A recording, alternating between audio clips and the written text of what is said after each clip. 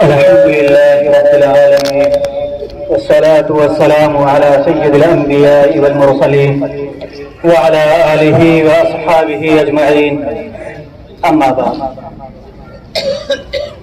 آج پورا ملک ہندوستان آزادی کا جشن منا رہا ہے اور آج کے دن آزادی کو پورے 75 سال مکمل ہو چکے ہیں. اور ابھی حضرت فرما رہے تھے کہ یہ آزادی ہمیں یوں ہی وراثت میں نہیں ملی. اس کے لیے ہمارے بزرگوں نے، ہمارے علماء نے بڑی جد و جہد اور بڑی قربانیاں دی ہیں. آج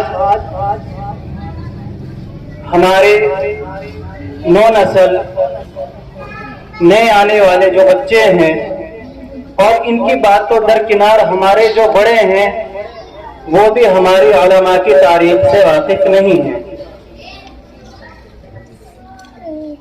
آج ایک جملہ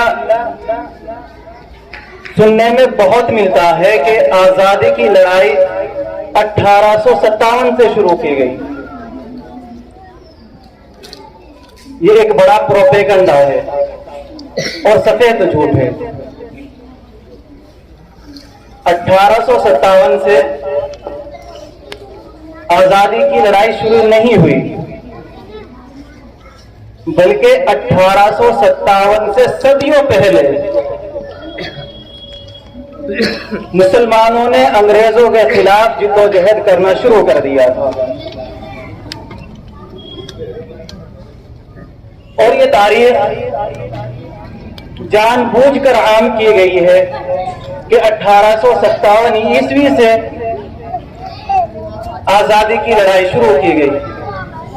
اس لیے جان بوجھ کر اس کو پھیلایا گیا ہے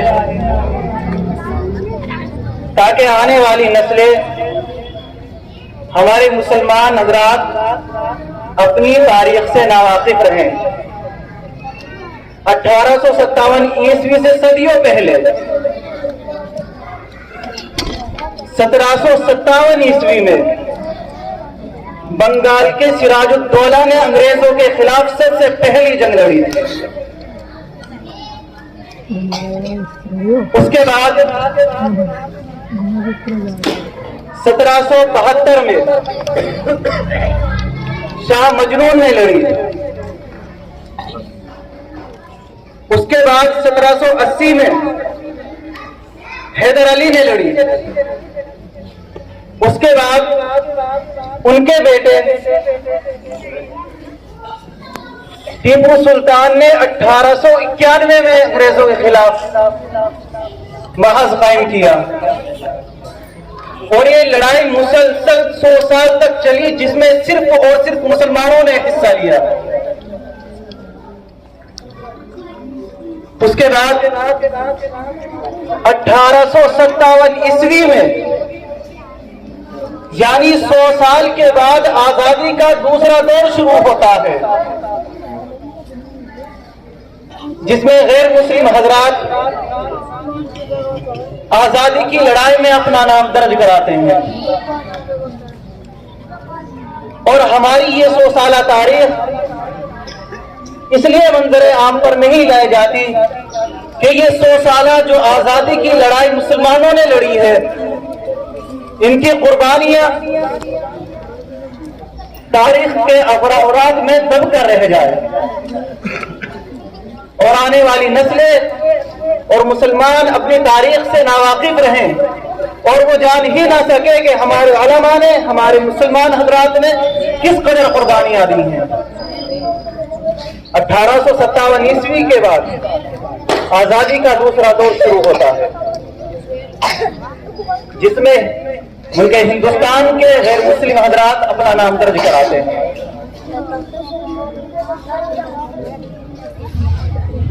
یہ لڑائی سب سے پہلے کہاں سے شروع ہوئی اور انگریزوں نے ہمارے ملک پر کب اپنے ناپاک قدموں کا سایہ ڈالا؟ اس کی شروعات ہوتی ہے 1498 سے 1498 عیسوی سے جب اس سرزمین پر انگریز کے ناپاک قدم پڑے، یہ انگریز لوگ ہمارے ہندوستان میں تجارت کی غرض سے آئے تھے اور انہوں نے اپنی تجارت کے ساتھ ساتھ اپنے مذہب کو پھیلانے کی سرگرمیاں بھی پورے زور و شور پر جاری رکھی، اور یہ سلسلہ اسی طرح چلتا رہا۔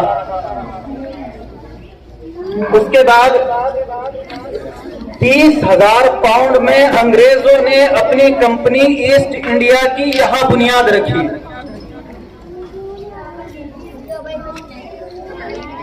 عالمگیر کی دور حکومت میں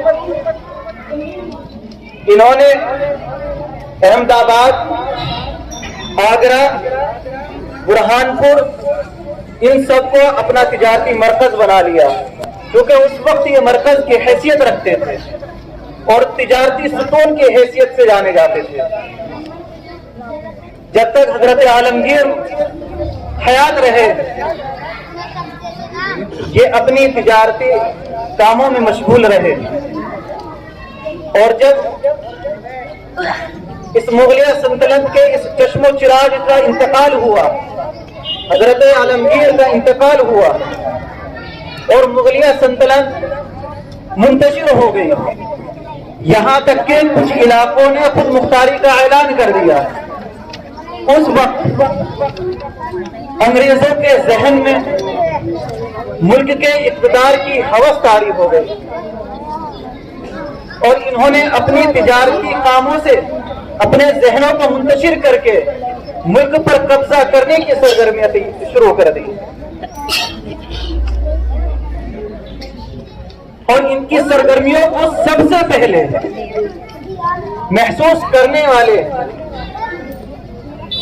سلطان سراج الدولہ تھے، جنہوں نے سب سے پہلے ان کے خلاف محاذ قائم کیا تھا، اور اس کے بعد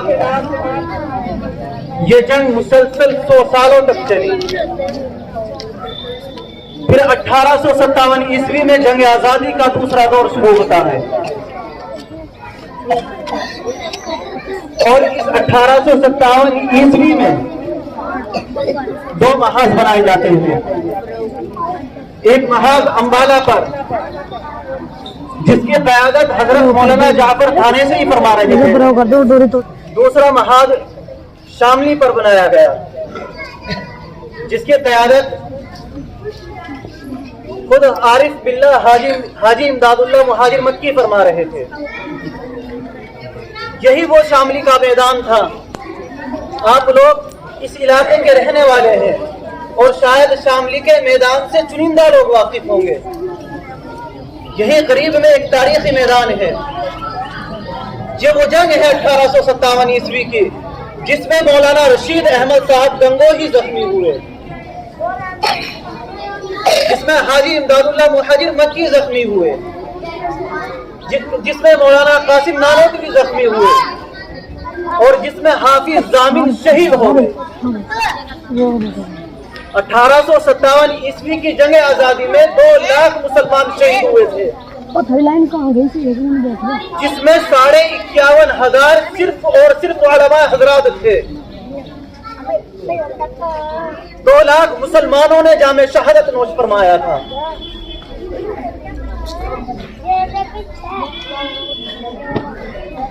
اور اسی جنگ کے بعد جس دن حافظ ضامن شہید جامِ شہادت نوش فرمایا، اسی دن انگریزوں نے دلی کے لال قلعے پر قبضہ کیا۔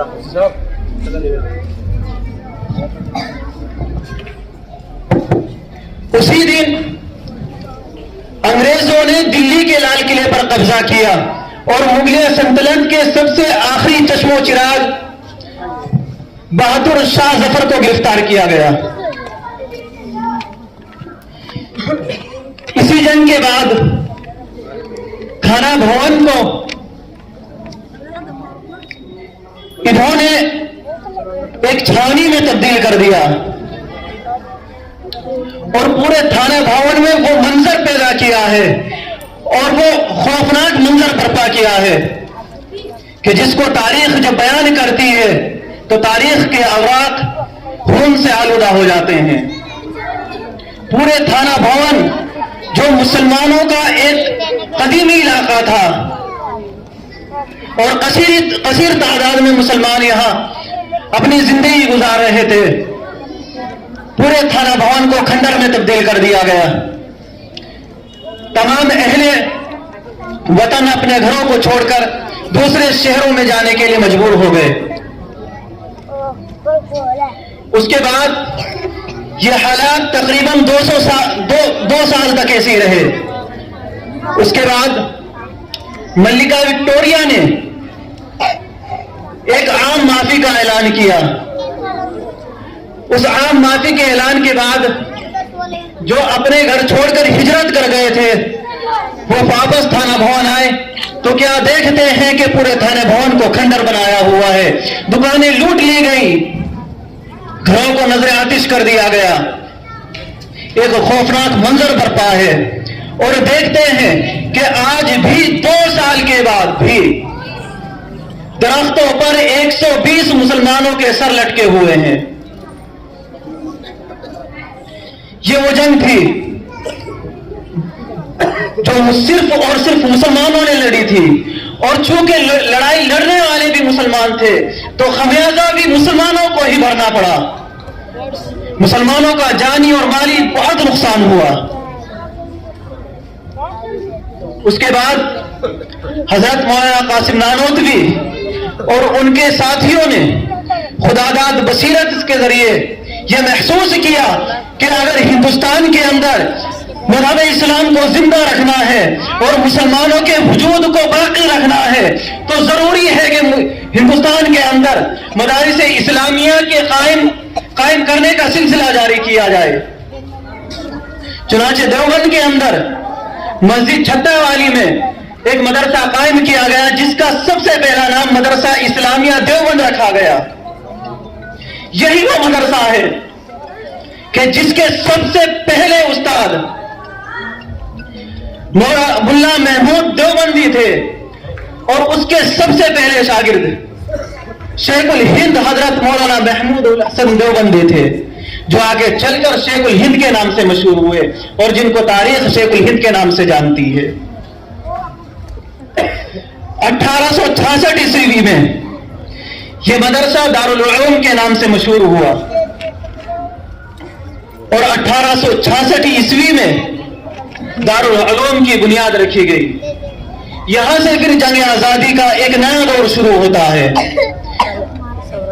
اسی دور کی ایک کڑی جو شیخ الہند نے رکھی تھی اور تاریخ کے اوراق میں ایک نیا باب جوڑا تھا جس کو تاریخ کے مورخ ریشمی رومال کے نام سے جانتے ہیں. یہ ایک ایسی عالمگیر تاریخ تھی اور یہ ایک ایسی تحریک تھی کہ جس کے متعلق یہ کہا جاتا ہے کہ اگر وہ تحریک کامیاب ہو جاتی تو آج ہندوستان کا نقشہ ہی اور ہوتا اور اسی وقت ہندوستان کو آزادی مل گئی ہوتی.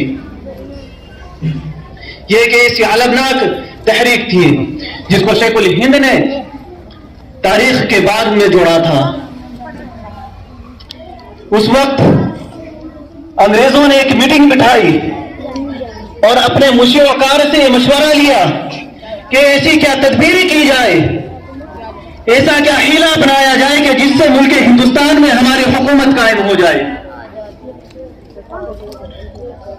تو مشیر وقاروں نے یہ مشورہ دیا کہ اگر ہندوستان میں اپنی حکومت قائم کرنا چاہتے ہو اور مسلمانوں کو غلامی کی زنجیر میں جکڑنا چاہتے ہو تو سب سے پہلے ضروری ہے کہ ملک ہندوستان کی سرزمین سے علماء کو ختم کیا جائے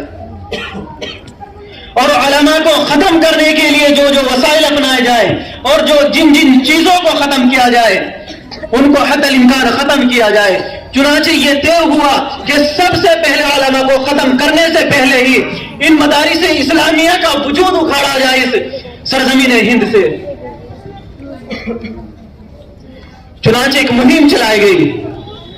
उस वक्त दिल्ली की सरजमीन उलूम व फनून का मरकज हुआ करती थी। उसी दौर में 2 लाख कुरान करीम के नुस्खों को नजर आतिश किया गया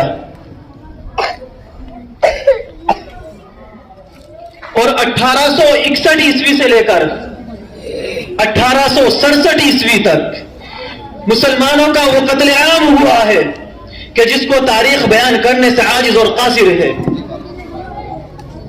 उस दौर में 14,000 मुसलमानों को कत्ल किया गया। 14,000 मुसलमानों ने, 14,000 उलमा हज़रात ने जामे शहादत नोश फरमाया। उस दौर का एक मुअर्रिख एडवर्ड टॉमसन के नाम से, जिसने अपनी एक तारीखी किताब लिखी है, वो लिखता है कि लाहौर की जामा मस्जिद के अंदर सहन में एक फांसी का फंदा लटकाया हुआ था, जिसमें एक दिन में 80 उलमा को फांसी दी जाती थी। एक दिन में 80 उलमा को फांसी के फंदे पर लटकाया जाता था। वो मुअर्रिख लिखता है कि हजरात उलमा इकराम को बोरियों में बंद कर दरिया में बहा दिया जाता था और फिर उनको गोलियों का निशाना बनाया जाता था। वो मुअर्रिख लिखता है अपनी किताब में कि हजरात उलमा इकराम को सुअरों की खाल में बंद करके तनूर में डाल दिया जाता था। वो मुअर्रिख अपनी किताबों में दर्ज करता है कि एक मर्तबा मैं खेमा लगाकर सो रहा था तो रात में महसूस होता है कि कच्चे गोश्त के जलने की बू आ रही है। वो मुअर्रिख खेमे से निकलकर बाहर जाता है तो देखता है कि 40 उलमा को लाया जाता है और उनके कपड़े उतारे जाते हैं, बरहना किया जाता है और कहा जाता है कि तुम में से एक आलिम ये कह दे कि हम 1857 ईस्वी की जंग में शरीक नहीं थे तो सबको रिहा कर दिया जाएगा, वरना सामने आग जली हुई है, सबको बरहना किया जाएगा और आग में डाल दिया जाएगा। चुनाचे उन उलमा ने अपनी जानों का नजराना पेश कर दिया, अपनी जानों को कुर्बान कर दिया, लेकिन अंग्रेजों के सामने अपने सर को न झुकाया और 40 के 40 उलमा को शहीद करके उस आग में डाल दिया गया। और वो मुअर्रिख लिखता है कि ये सिलसिला सिर्फ यही खत्म नहीं हुआ बल्कि उसके बाद 40 उलमा को और लाया गया। उनसे भी यही कहा गया कि तुम्हें 40 के 40 को इकरार करने की जरूरत नहीं है, सिर्फ एक कह दे कि मैं 1857 ईस्वी की जंग में शरीक नहीं था, सबको रिहा कर दिया जाएगा। कुर्बान जाए उन उलमा पर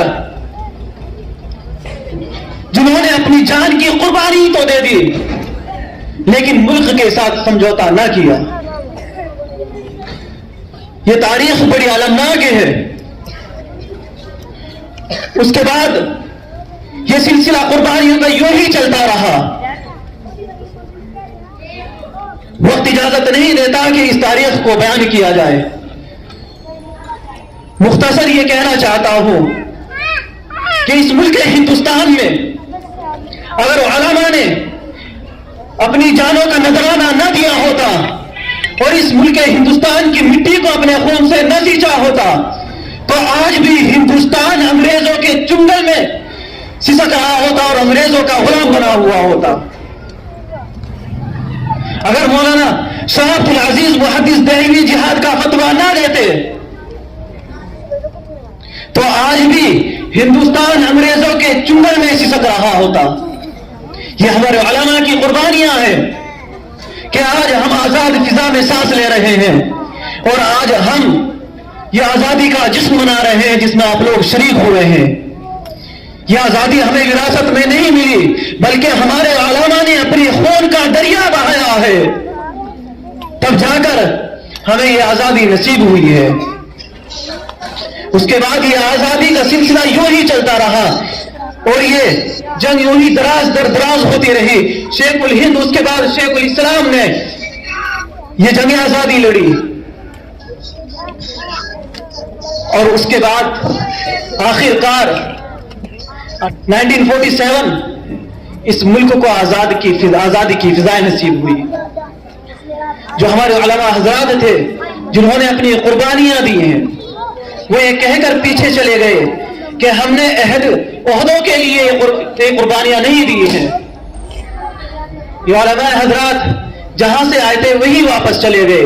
جو خانقاہ سے آیا تھا وہ خانقاہوں میں چلا گیا، جو مسجد سے آیا تھا وہ مسجد میں چلے گئے، جو مدارس سے آئے تھے وہ مدارس میں چلے گئے، اور یہ کہہ دیا کہ جنہوں نے عہدوں کے لیے یہ لڑائی لڑی ہے وہ عہدے انہیں مبارک. ہمیں عہدوں کا لالچ نہیں ہے، ہم نے یہ لڑائی صرف اللہ کی رضا کے لیے لڑی ہے. چنانچہ اس کے بعد عبدالکلام آزاد نے سیاسی رہنمائی فرمائی. ہمیں چاہیے کہ ان علماء کی قربانیوں کو فراموش نہ کی جائے اور ان کی قربانیوں کو یاد رکھا جائے اور اپنی آنے والی نسلوں کو بتلایا جائے. چونکہ ان علماء کا مجسمہ بنا کر، ان کی مورتیاں بنا کر کہیں قائم کرنا یہ تو شریعت مطہرہ اس کی اجازت نہیں دیتی، لیکن ہمارے ذمے یہ فرض ہے کہ ان کی تاریخ کو فراموش نہ کیا جائے، ان کی قربانیوں کو یاد رکھا جائے اور ان کے نام سے مدارس اسلامیہ قائم کیے جائے، ان کے نام سے مساجدیں قائم کی جائے، ان کے نام سے لائبریری قائم کی جائے، تاکہ ہماری آنے والی نسلیں ان کی قربانیوں کو یاد رکھیں، ان کی قربانیوں کو پڑھتی رہیں اور جانیں کہ یہ آزادی ہمیں وراثت میں نہیں ملی بلکہ ہمارے علماء نے اپنی جانوں کی قربانیاں دی ہیں، تب جا کر ہمیں یہ آزادی نصیب ہوئی ہے. اللہ تبارک و تعالی ہمیں ان علماء کی ان قربانیوں کو یاد کرنے کی توفیق نصیب فرمائے اور ہمارے ان علماء کو جزائے خیر عطا فرمائے. وآخر دعوانا الحمد للہ رب العالمین.